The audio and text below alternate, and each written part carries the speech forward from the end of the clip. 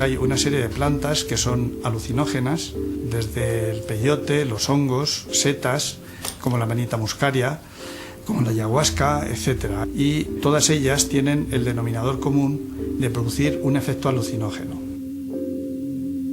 Yo soy una defensora total de las drogas enteogénicas. Son drogas que, su palabra dice, te ponen en contacto con tu Dios personal. Es muy difícil para un médico hoy hablar de que estas sustancias producen adicción, física y psíquica. Y de las dos adicciones, la física es la somática, la del cuerpo, y la psíquica es la psicológica, es la psíquica la más importante. Por lo tanto, no es una adicción en el sentido de la adicción a la heroína, la adicción a la cocaína o a las anfetaminas. Com os enteógenos, não só a ayahuasca, como com San Pedro, com a mescalina, peyote, psilocibino. Eu lo vejo assim, o homem é como uma cáscara de ovo, não um ovo cerrado. Para viver, para encontrar o que é maior, há que romper essa cáscara, há que sair desse ovo chamado homem.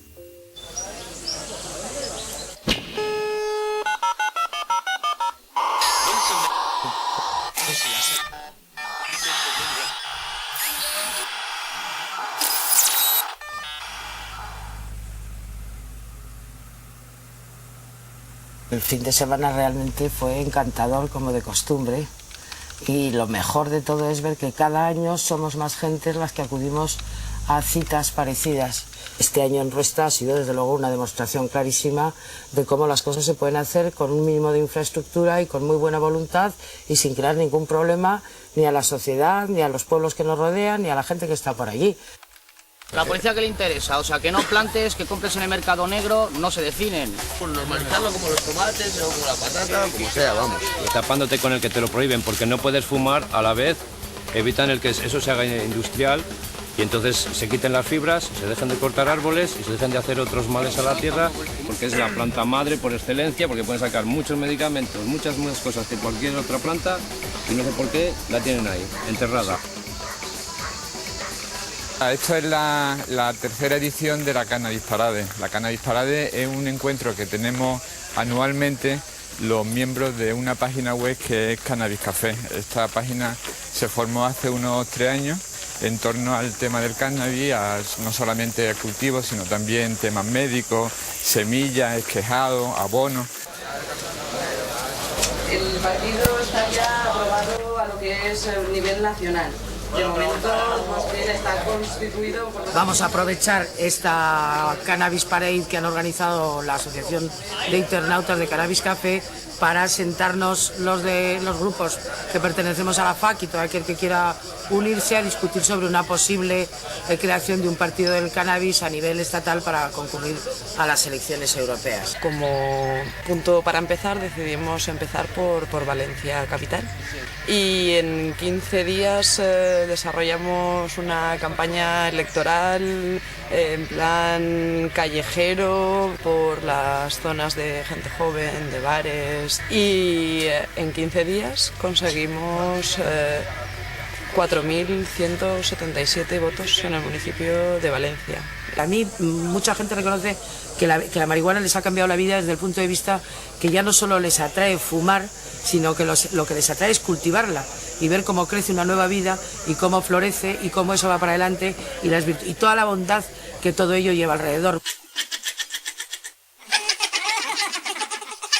La manita muscaria es una seta que crece en bosques de alrededor a partir de 800 metros, 1000 metros.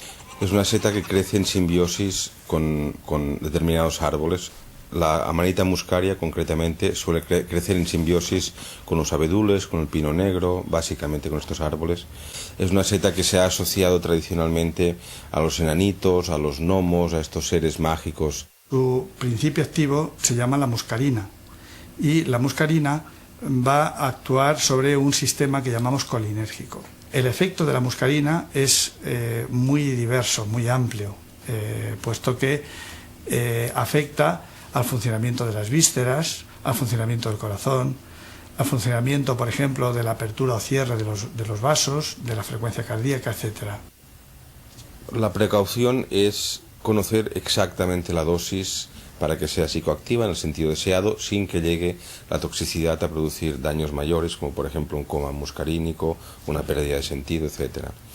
Entonces, una norma que farmacológicamente está aceptada como buena es la de nunca tomar más de 20 gramos de seta seca en una sola ingestión o en una sola dosis, ¿no? Esta alucinación, pues podemos decir que no es muy diferente a la alucinación que puede tener un psicótico. Pues hay una primera fase del efecto, que es una fase muy cinética, muy de moverse. La persona tiene muchas ganas de saltar, de reír, en fin, de moverse, ¿no? Y a esta primera fase del efecto de la manita muscaria probablemente se debe este carácter tan trabajador y tan activo que tienen los gnomos en todas partes del mundo. Una segunda fase podríamos llamarla de modificaciones visuales. La persona tiene la sensación que a su alrededor todo crece, se hace grande, pero sin perder la relación con el contexto. Es decir, que uno tiene la sensación que uno mismo empequeñece o que el contexto se hace grande, pero no en el sentido de una alucinación que se impone al entorno, sino que uno se da cuenta que son propias modificaciones visuales. La última parte del efecto embriagante de la manita muscaria, que es el propiamente visionario, es decir, que la persona intoxicada tiene la sensación de visitar mundos distintos del habitual, de visitar seres, tal vez personas lejanas. Esto ya depende de cada contexto cultural y de cada persona. Es decir, los chamanes siberianos, por ejemplo, y los indígenas siberianos todavía de diversos grupos étnicos, pues dicen que toman la manita muscaria para ir a visitar el mundo de los espíritus, el mundo de las almas de los difuntos, etc. Los hongos psilocíbicos son otra familia, tienen efectos completamente distintos de los hongos muscarínicos. Han originado o están relacionados con tradiciones distintas. Aquí, como podéis observar, tenemos varios ejemplares de Psilocybe cubensis, estofaria en este caso, ¿no? Que sería una variedad originaria de Cuba. Las dosis activas varían mucho, ¿no? Una dosis llamada enteogénica podría variar de los 5 o más gramos para arriba. Esto sería un viaje considerado, pues, viaje auténtico. Pasa que hay mucho consumo recreativo que con medio gramo o 1 gramo de setas secas, estamos hablando de setas secas, sería una dosis recreativa y sin riesgo de alucinaciones. Aquí lo utilizamos mucho a modo recreativo, ¿no? En infradosis, como estaba comentando antes, y siempre acompañadas, ¿no?, de personas agradables, en contextos agradables. A grandes dosis luego ya estaríamos hablando a lo mejor de un tipo de experiencia o de viaje que sería más, a lo mejor, individualizado, ¿no? Si estás bien, también las setas te van a sacar bastante lo bueno de ti. Si en este caso, pues, moralmente, anímicamente, pues estás mal, mejor ni tomar esta droga ni ningún tipo de droga. En una ocasión yo me definí como un resto del 68, ¿no? Realmente fue un momento de libertad, un momento de ilusión, un momento de alegría, un momento de pensar que la sociedad se podía cambiar. Yo entonces tenía 20 y tantos años, yo ya entonces fumaba marihuana, ya la había visto plantada en Madrid, en jardines madrileños, y me pareció que realmente que podíamos cambiar un poco la sociedad. Y hoy me pregunto, ¿qué ha sido de todos nosotros?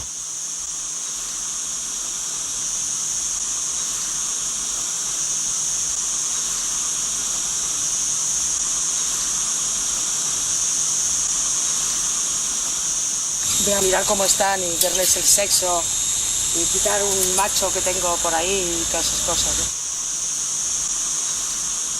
¿no? Yo cultivo marihuana para mí, para mi placer, para mi consumo y sobre todo que tengo una familia muy grande. Mi hija es consumidora súper habitual como yo, se ha criado entre marihuana, ha nacido gracias a la marihuana.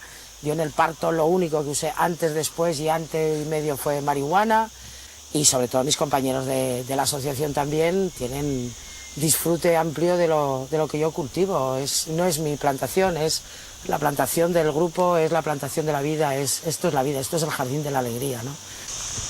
Tengo ya localizado al macho, así que está aquí, arriba, cuidado, nos mate. Lo que pasa es que hemos marcado con un estigma la palabra droga a una serie de sustancias que por razones de comercio internacional no están legalizadas. Y parece que hay mucha información, pero hay muy mala información. Y la gente que quiere tener buena información tiene que dedicarse a buscar. En ese sentido, en Internet hay un campo muy extenso porque hay toda clase de información y hay muy buena información también.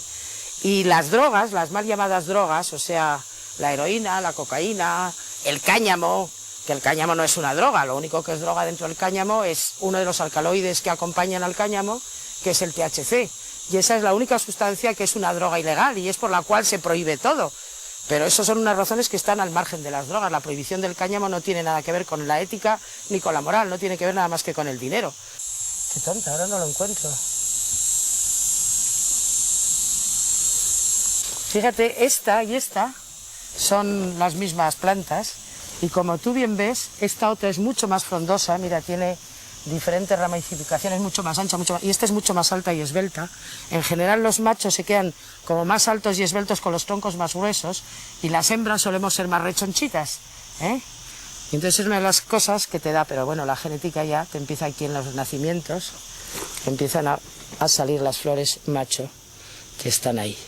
Yo creo que la prohibición es el más tremendo mal con que nos enfrentamos, no solo los usuarios, sino sobre todo los padres. Yo como madre sé que la prohibición y la mentira que rodea la prohibición es la peor línea de educación para los hijos. Así. Procuramos, si no es muy grande, procuramos sacarlas desde la base. Y yo con mucho cuidadito ya las saco apoyadas hacia el suelo y las llevo a mi almacén para utilizarlas después en preparar alcoholes para friegas, aceites para masajes contra los dolores reumáticos, etcétera, etcétera. Lo que tienes que dejar es esto verde, nada más este trozo verde de aquí. Este borde verde es el que contiene mescalina, el resto no. Y este de hecho contiene el alcaloide que hace que vomite.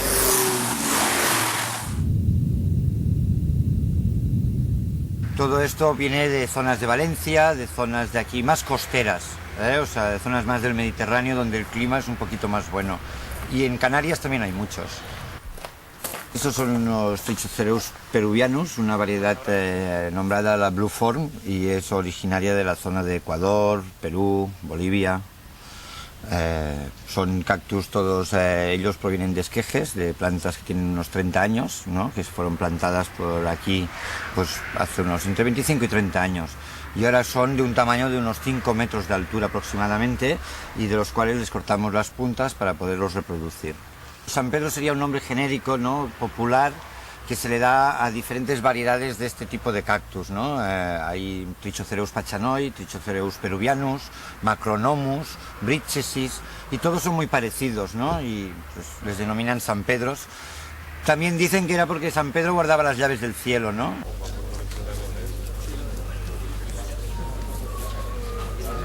Permite además el crecimiento por esquejes, bebe mucha agua, no es un cactus al uso que tenga que tener un clima de secano, con lo cual pues permite el cultivo por el profano. Hay cierta leyenda que no es tanto leyenda, que es realidad de los vómitos que provoca la ingestión de la mescalina. Es cierto, hay determinados alcaloides en las plantas que contienen mescalina que provocan el vómito.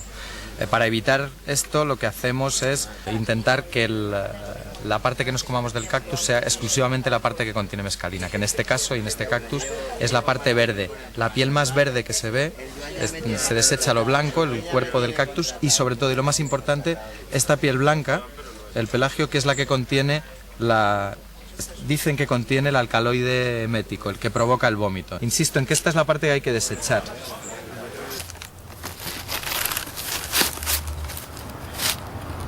Entonces hago un corte.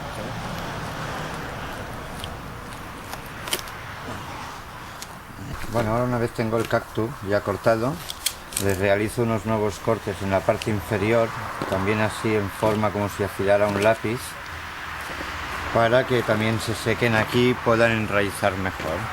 Lo vamos a dejar para que se pueda secar. Y cogeremos este que vamos a proceder a plantarlo. Esto es una mezcla de tierra que está compuesta por una turba rubia del Báltico que se seca rápido y prácticamente arena de río. Es como una LSD amplificada, es Es un amplificador, pero a la vez es muy visionario. Es decir, te vas a encontrar con visiones, ojos cerrados y ojos abiertos, que es lo que más suele disturbar al neófito. Generalmente con los hongos la experiencia la cortas al abrir los ojos y puedes controlar el viaje. En el caso de la LSD y otras triptaminas, el viaje no es tan controlable y sobre todo es muy visual, ¿vale? Y bueno, pues no es para novatos, ¿vale? El tema de las experiencias con enteógenos. La única prevención que hay que tener, y parece una perogrullada, es el famoso set and setting. Es decir, el cómo estés tú y cómo sea tu entorno. El cómo estés tú es bastante lógico. Es decir, esto es un amplificador. Es como si te colocan una tapa de potencia en el cerebro. Igual que amplifica el sonido de los pájaros, la música te parece algo increíble, los colores, también los malos rollos. Si tú tienes algo que te está rondando la cabeza, pues igual le da al cactus o a lo que sea por agarrarse a ese algo y te da el mal viaje. Creo que hay gente que no le gusta perder la cabeza, eso es algo muy típico y muy occidental. Muchas veces ese miedo es Matrix, la píldora roja o la píldora azul. ¿Quieres saber la verdad o no? Bueno, pues esto es la píldora azul, o la roja, ya no me acuerdo cuál era. Esto es lo que te hace ver y salir de Matrix. Lo otro es seguir en la realidad, muy bien. ¿Quieres cuestionarte las cosas o no?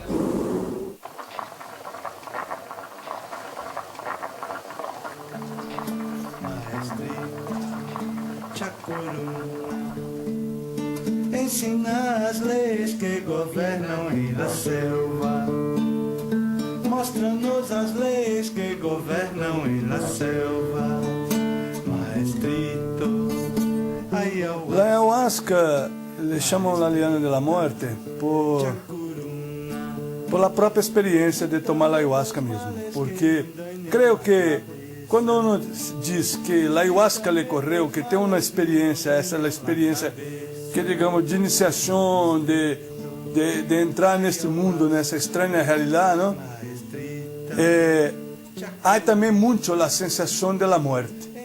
E também lo chamavam os índios assim porque a ayahuasca também lhe permite contato com aqueles que já se foram deste mundo, não? Ayahuasca es la palabra que se usa para denominar una pócima, un brebaje, que se elabora a partir de un mínimo de 2 sustancias vegetales. Al principio psicoactivo propiamente dicho de la ayahuasca es la dimetiltriptamina, que en química se conoce con el acrónimo de DMT.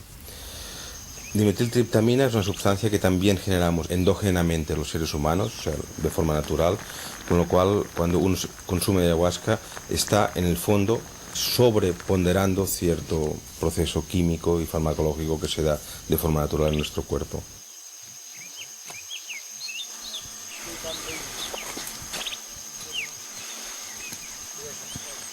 El otro ingrediente es alguna planta o alguna semilla que contenga algún inhibidor de la monoaminoxidasa.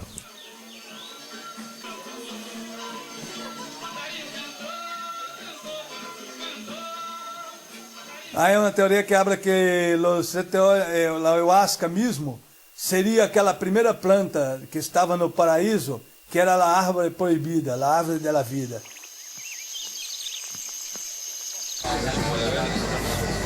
Se la va a llevar.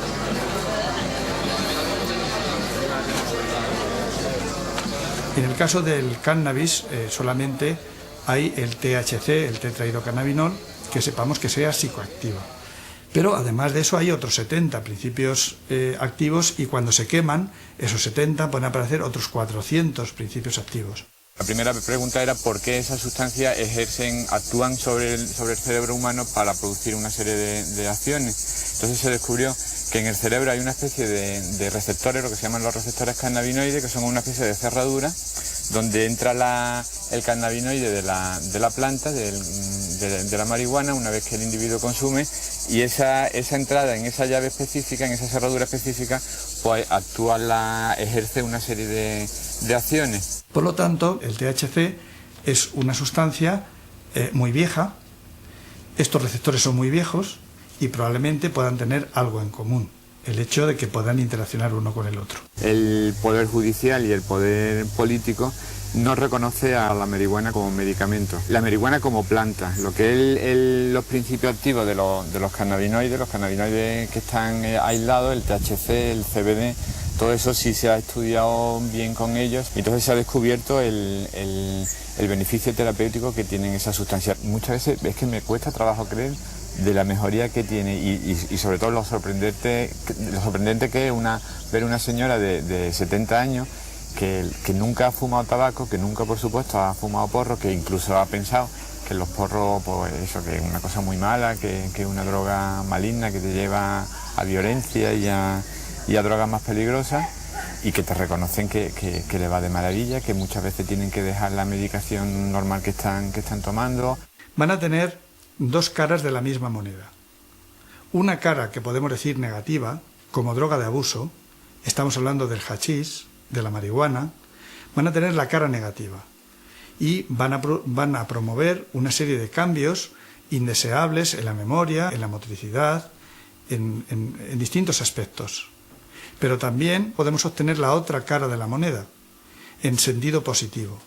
De modo que los cannabinoides potencialmente pueden tener un uso terapéutico y ser útiles en el aumento de la memoria, en evitar, por ejemplo, tumores malignos, alteraciones en la motricidad, los tratamientos antiparkinsonianos. A mí me ha pasado pues gente que me dice, no, yo es que no me quiero drogar, y me enseñan el brazo y la vena como si el cáñamo fuera una sobredosis de cualquier tipo de inyectables, ¿no? Pero no es necesario fumar si no se quiere, puesto que una de las pocas contraindicaciones que tiene la marihuana es el fumar. Fumar cualquier tipo de hierba crea una combustión y esa combustión obtura los pulmones. Entonces hay muchas formas de beneficiarse de los alcaloides de la marihuana y del cáñamo en general sin necesidad de fumar. Las dos principales vías de extracción de los alcaloides del cáñamo son bien por una materia grasa, como puede ser la mantequilla, o bien a través de un alcohol, como puede ser este alcohol de destilación casera. Yo suelo poner un promedio de 20 gramos de buenas flores en 1 litro de un buen aguardiente o de un buen alcohol. Las dejo a macerar dentro de esta botella bien cerrada en un lugar oscuro y las saco, a ser posible, 2 veces al día. Las agito bien para que se disuelvan todos los alcaloides y las vuelvo a dejar reposar hasta la siguiente toma. Dependiendo luego para qué las quiero usar, les añado diferentes otras especies según sean para dolores reumáticos o artríticos, o sean para dormir.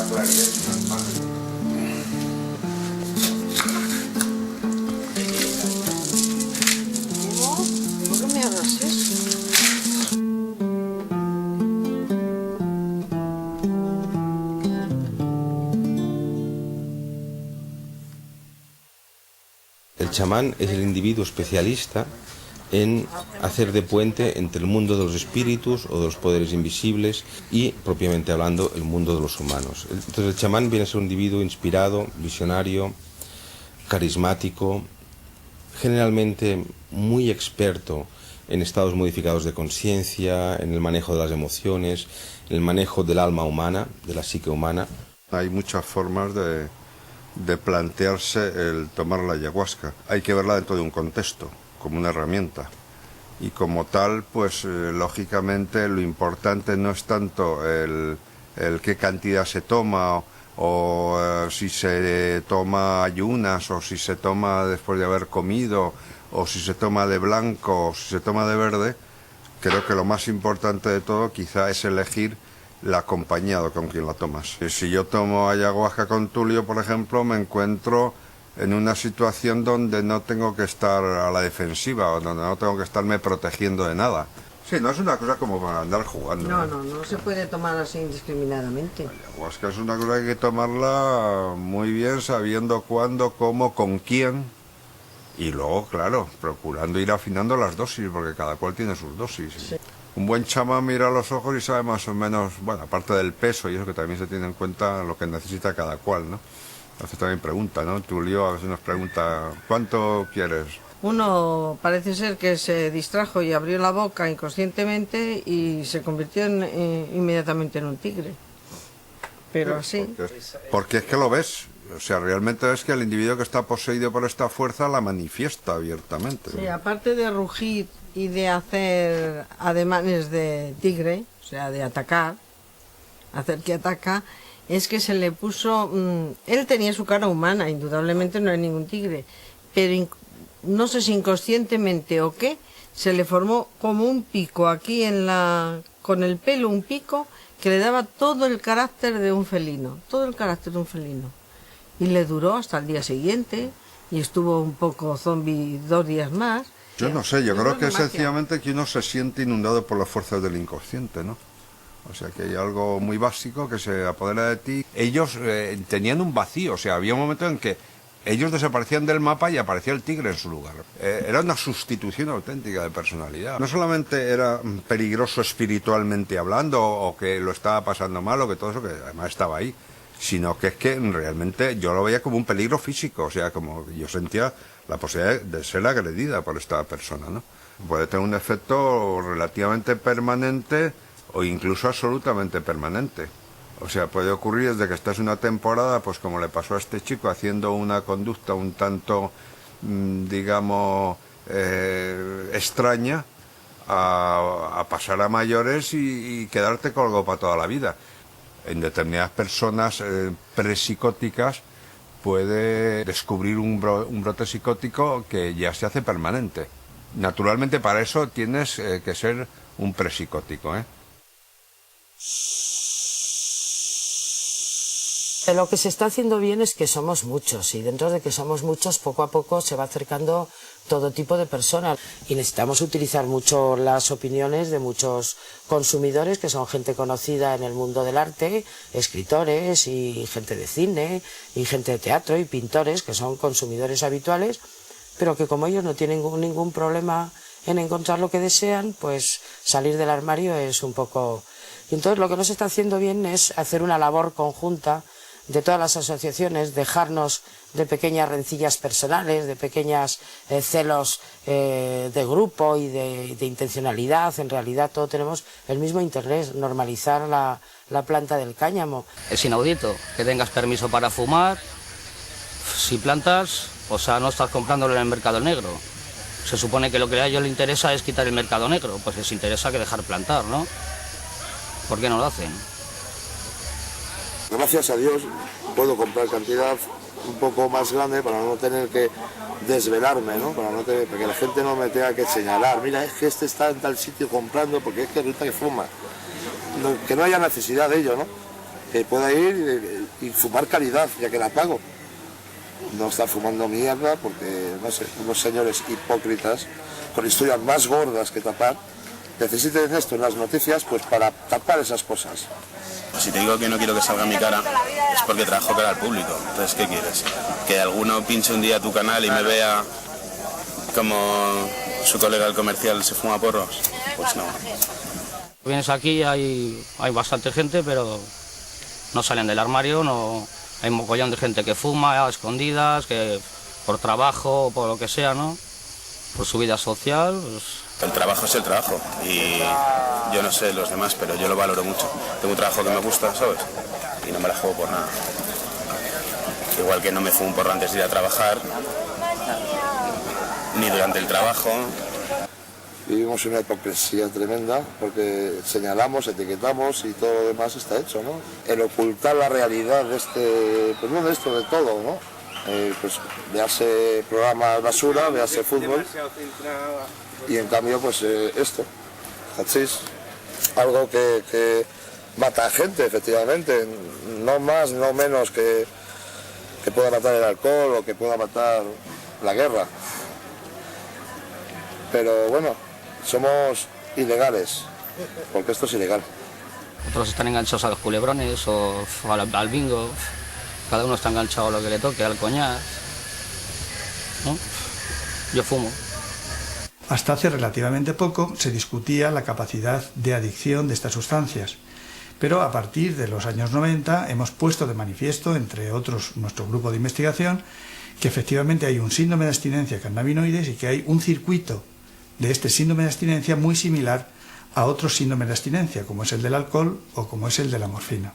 Lo que ocurre es que no es un síndrome de abstinencia tan rápido y tan llamativo como otras drogas, porque el THC tiene la característica de depositarse en tejido graso. Y este tejido lo absorbe, lo acumula y lo va desprendiendo poco a poco.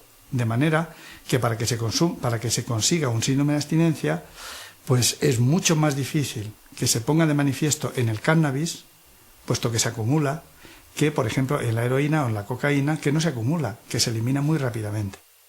¿Por qué no puedo fumarme un canuto como otro toma un sol y sombra?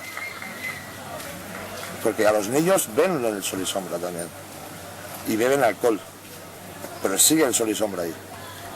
En cambio esto, pues nada. Yo pues fumo en el trabajo porque sinceramente es incompatible. Es muy característico el que el consumo de cannabis, altere la percepción de la memoria. No, sobre todo la memoria a corto plazo. Esto es muy característico en el consumo agudo, muy característico. Pero sobre todo donde producen secuelas es en el consumo crónico a largo plazo.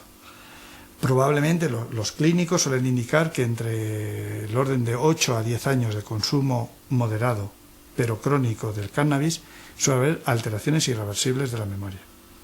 Pero también es importante saber que los cannabinoides pueden alterar la memoria en sentido positivo. Pero si lo que hacemos es fármacos que antagonizan el efecto de ese cannabis o de otros cannabinoides, puede alterar la memoria en sentido positivo. Ya está hecho. Ahora el que sujeta la cámara se lo enciende. Pero por si lo ven tus padres.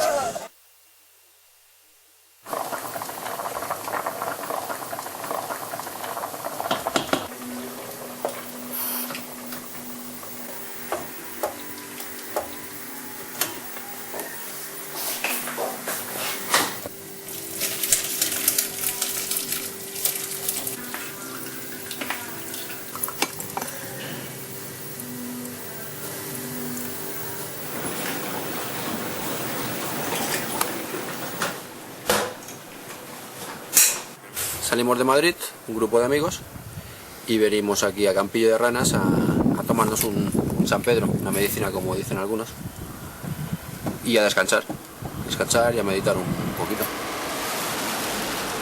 Esta noche nos vamos al campito, tenemos pensado dormir al raso, nos vamos simplemente con sacos de dormir y bueno, y la idea es ya esta noche hacer un poquito de régimen para preparar el cuerpo para recibir al San Pedro. Es un una planta bastante durita. Tenemos pensado tomarlo cerca de la 1. Vamos a ser unos 9 o 10. La mayoría ya han tomado, hay unos cuantos que aún no. Y los que ya han tomado, pues vamos a estar vigilando un poquito a los que no. O sea, cosa que les dé un poquito de ansiedad, un poquito de nervios. Vamos a ayudarlos a llevar la respiración, a llevarlos un poquito también, como dicen algunos, por el mundo de los espíritus. Ya verás que aquí hay unas cuantas vertientes. Una vertiente más espiritual, otra vertiente un poquito más científica. Que bueno, creo que buscamos todos lo mismo, pero por diferentes caminos. Ahora estoy esperando al resto de la gente, que son unos... Capullo no lo puedo decir, ¿no? Pues esperaba. ¿Qué te dice? ¿Pero qué dice? El bule cada vez está más joven, colega, te bullying. ¿Tú sabes qué trae a la...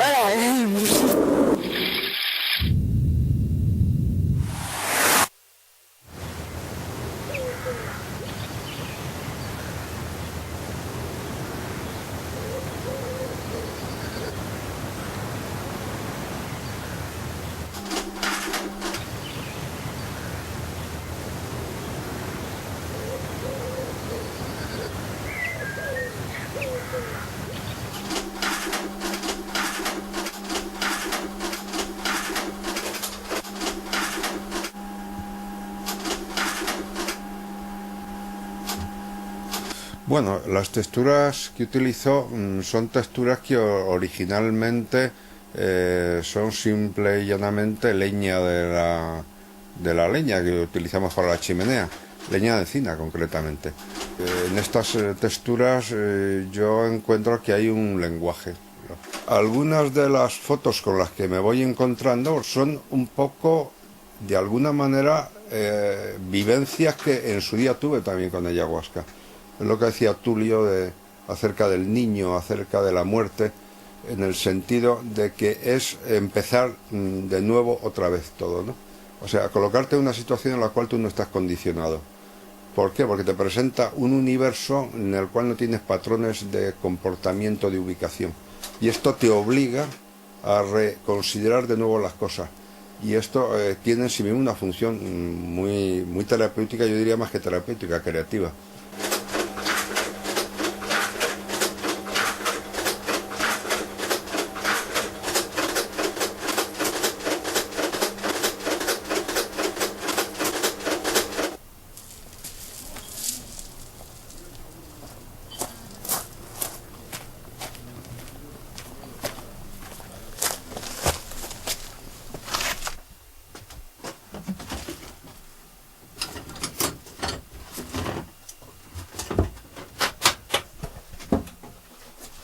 No, este es mi trabajo en España.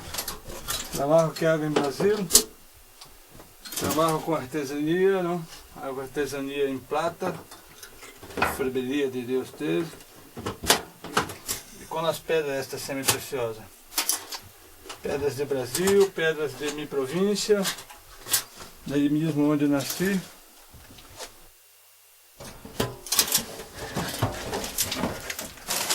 Estos son ahí de mi provincia donde nací.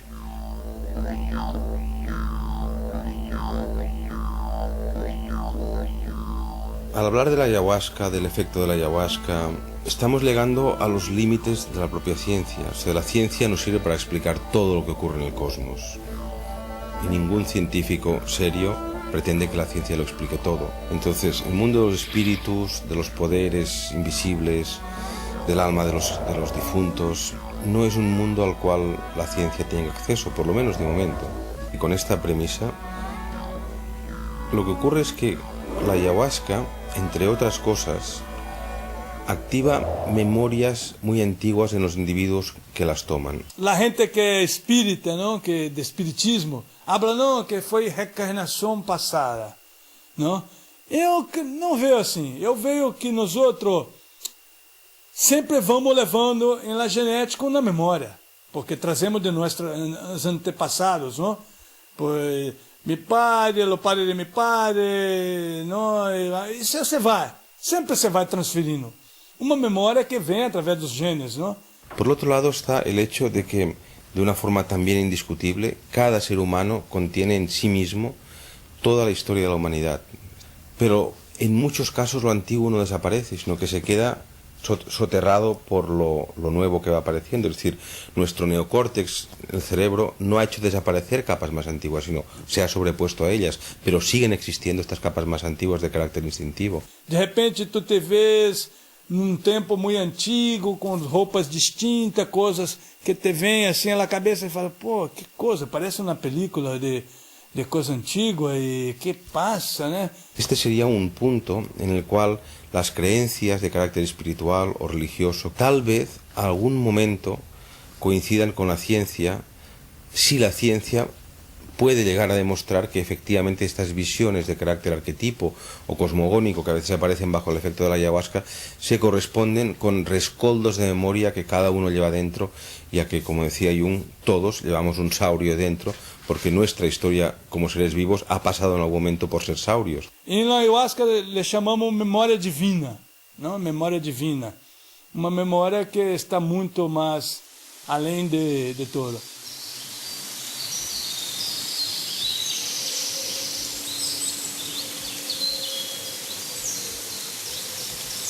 Yo quiero dar el visto bueno, si no, no me fío un pelo de este tío.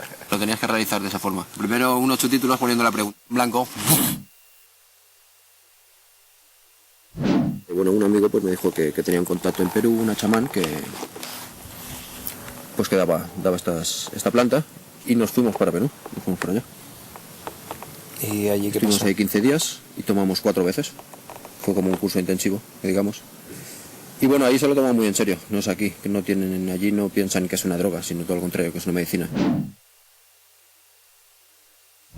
Nosotros generalmente vemos un mundo de una manera fragmentada, ¿no? Como por trozos de conciencia, si es que llegamos a tener conciencia alguna vez. Entonces la planta lo que te ayuda es a ser más consciente y poder ver esa unidad. Lo que busco tomando este tipo de sustancias, por un lado es descanso de la mente, o sea, creo que funciona, que es contra el estrés y contra el cansancio de la mente. Y por otro lado, yo supongo que un poquito de análisis, para conocerme a mí mismo, o sea, es una forma de reconcentrarte durante 8 horas en unos cuantos temas en concreto. Y si consigues llevarlo un poquito hacia los temas que tú quieres, pues yo creo que consigues eso, análisis. No crea adicción, es algo que es duro de tomar, no tiene buen sabor y es puede ser una experiencia fuerte. Nuri es bailarina, ahí hay un informático, un realizador de publicidad y televisión, una ingeniera aeronáutica, una profesora de educación especial, una directora de arte y un kinky y otro director de arte. Qué graciosos.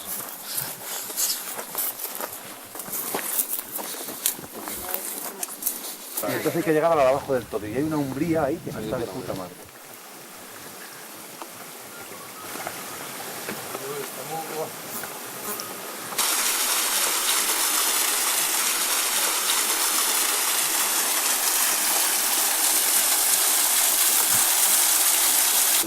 Así arranca.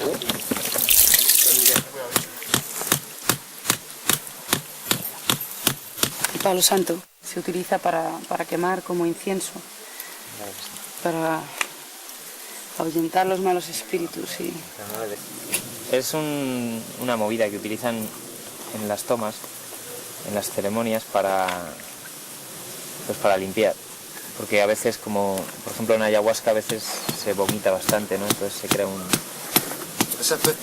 ambiente un poco así. Entonces el chamán con esto limpia y te lava, y para ahuyentar espíritus, para limpiar a la gente de cositas. Yo creo que ayuda porque es un olor que vais a reconocer al principio, y luego cuando estás en planta, pues si estás teniendo un mal paso, estás ahí un poco más agobiado, es como darte un recordatorio de un estado en el que has estado normal, en el que has estado bien, tranquilo.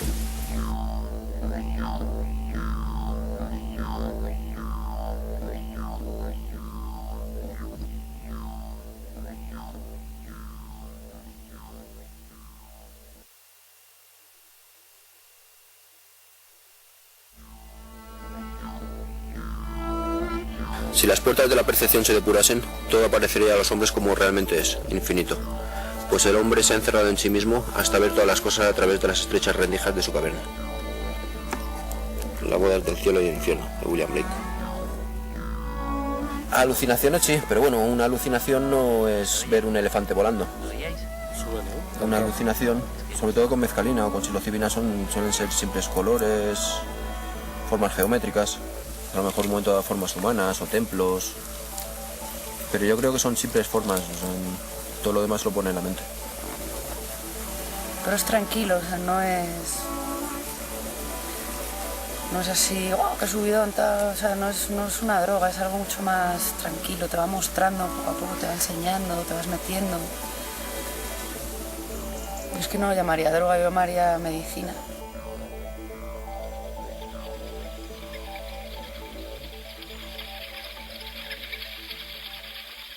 Hay un estrato social que más o menos detenta el poder, que se encabezona de una forma oscurantista en querer mantener una desinformación social sobre estas sustancias. También es cierto que hay cada vez más personas que las toman de forma madura, incluso jóvenes también, que buscan información antes de tomarlas, saben sus dosis máximas para no caer en ningún tipo de intoxicación ni de mala historia, como se les suele llamar. Si un sujeto toma psilocibina, que es el psilocibe, que es un hongo tóxico, y ese sujeto en un momento dado coge un camión o si coge una moto se pega un trastazo. También no se pega el trastazo si bebe una copa de alcohol, pero ya tenemos abiertas las puertas del tabaco y del alcohol. Si ahora vamos a abrir más puertas, entonces al final tenemos una cadena de puertas abiertas. ¿Qué quiere decir esto? Que eso hace daño.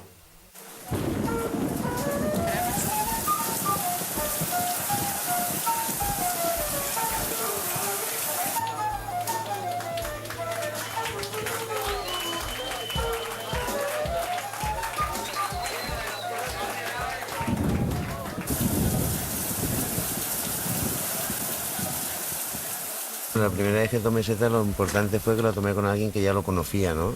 Entonces él estaba conmigo y estábamos en el campo, me lo tomé, digamos, como preparado con una persona que lo sabía, me lo tomé en ayunas y no es nada que te asuste, que hay gente que lo toma la primera vez, lo que no hay es que abusar.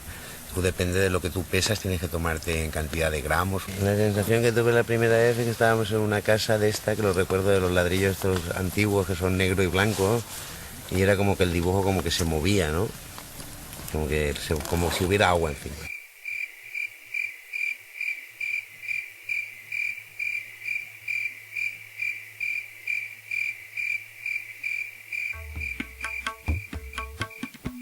Os voy a leer un correo de una amiga que estuvo con nosotros de acampada el sábado. Ella no tomó San Pedro durante el día, pero tomó setas por la noche. Llevo mucho tiempo escuchándoos hablar de vuestras experiencias con la planta. Os escuchaba, pero era lo único que podía hacer, pues no podía comprender mucho. Más bien nada, e incluso debo confesar que llegué a sentir rechazo. Mi toma de las setas fue algo bastante inconsciente y supuso una de las experiencias más duras que he vivido. De la primera parte no puedo acordarme mucho. Sentía un embriagamiento que me provocaba bienestar y creo que llegué a quedarme dormida. Entonces algo empezó a agobiarme y a sentir que no tenía control sobre mi pensamiento. Cosas oscuras venían a mi cabeza. Había algo dentro de mí que me hablaba continuamente y que me repetía una y otra vez: esto no es un juego, no entendería nada. Poco a poco empecé a comprender que era un camino y que todavía tenía que comprender mucho más, que a la planta le quedaban cosas por enseñarme. El caso es que todo esto podía ser, y para mí sería lo más fácil de creer, un delirio. Pero resultó que era verdad, que la planta me iba enseñando muchas cosas, cosas cada vez de una más profunda espiritualidad. Todo empezó con una lucha con lo que yo llamaba mis demonios, mi inseguridad, mis miedos. Llegó el tema de la muerte y desde un profundo rechazo hubo un momento en que no llegué a darle importancia, no le tenía miedo. Empecé a llorar, al final lloraba de emoción por todo lo que sentía, y es que sentía mucho. Sentía lo grande que es todo y no sentía que yo fuera algo pequeño, sino que formaba parte de ello. No sé qué pensaréis de todo esto, porque yo todavía no sé qué pensar. A dar sentido a cosas que ni por asomo lo tenían antes del sábado, y sé que todo esto no tendrá más sentido que el que yo sea capaz de dar. Después, la rutina vai voltar a ser lo mismo que era antes. E a pessoa tem que mirar que o melhor que se pode viver é a rotina de cada dia, não? Estar satisfeito com seu trabalho, estar satisfeito com o que haga, estar satisfeito consigo mesmo, não? E ese espíritu de solidaridad, ¿no? Hay diferentes formas, diferentes medios. Los holandeses iniciaron un camino, los españoles tenemos otro camino, y cuando nos reunimos a nivel internacional se habla del modelo español. ¿Qué quiere decir el modelo español? El modelo español quiere decir esto: que yo estoy en mi casa, que yo en mi jardín tengo, como bien veis, tomates, tengo hierbabuena, tengo salvia, por allí tengo los limones, tengo los naranjos, tengo mis almendras, tengo mis rosas, tengo mis margaritas. Bueno, pues tengo también mis plantas de cáñamo.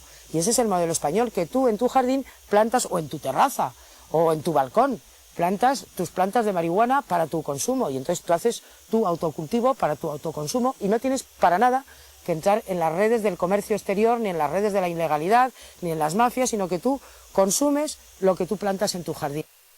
Este fin de semana pues estuve viendo una hormiga, porque había estado como media hora mirando una hormiga y luego en las visiones pues se me apareció la hormiga, pero yo creo que todo esto es más sugestionado que otra cosa.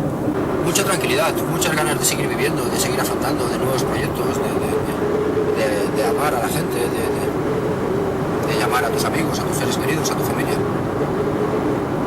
Luego llegas llegas a Madrid, te empiezas a trabajar, atascos y malos rollos y se pierde muy rápido. Pero sí que es como una comunión, ¿no? Como con la vida. ¿Por qué nos están prohibiendo esto? ¿Por qué nos están dando este derecho? Es un poquito la pregunta que creo que deberíamos hacernos y sobre todo abrir el diálogo, que además que ya ni siquiera es que esté prohibido ya, sino que el diálogo está cerrado. Para mí, el ciclo ayahuasca de alguna manera ha terminado ya.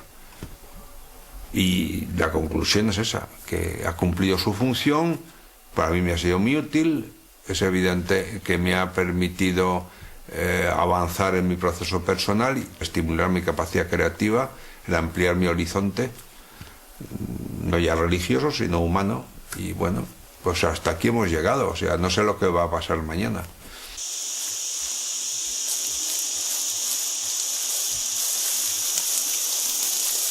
Lo esencial es que aprendes a conocerte a ti mismo, que aprendes tus límites, tus fronteras, hasta dónde eres capaz y hasta dónde no eres capaz. Sobre todo aprendes a aceptarte a ti mismo, con tus mezquinerías, con tus tacañerías y con tus generosidades. Y ahí es donde nos enfrentamos con nosotros mismos, y ahí es donde la tradición judeocristiana nos han hecho hacernos dolientes y pecadores y culpables. Y cuando tú superas un momento de eso, sabes que ni eres pecador, ni eres culpable, ni tienes por qué rendirte a las evidencias de que eres un ser humano, y por lo tanto tienes momentos de grandeza y tienes momentos de decrepitud. Cada persona es libre de hacer con su cuerpo lo que le venga en gana. Por lo tanto, perseguir a 4 personas o a 6 porque se reúnen a tomar infusiones de ayahuasca me parece patético. Perseguir a un señor de 43 años que le da por tomar setas alucinógenas me parece ridículo. Ahora bien, si hay un tío que hace apología en gente menor de edad del consumo de estas sustancias, ese tío a la cárcel. Yo diría que con el inicio del tercer milenio lo que se está dando es una toma de conciencia en muchos casos, tampoco por todo el mundo, no estoy generalizando, pero es una generalización tampoco exacta. Pero en muchos contextos sí hay personas que toman sustancias psicoactivas de una forma útil para sus vidas. Muchas son personas con situaciones sociales perfectamente instalados, incluso por personajes distinguidos, digamos, y no tienen nada que ver con un consumo compulsivo, patológico, marginal y todo lo demás, nada que ver. E eu vejo que de uma forma general, nossa sociedade em geral, a maioria da gente, a grande maioria, não tem condição, não estão preparadas para tomar um enteógeno. Por quê? Em forma geral, quando uma pessoa desta, você vai tomar um enteógeno, o que passa?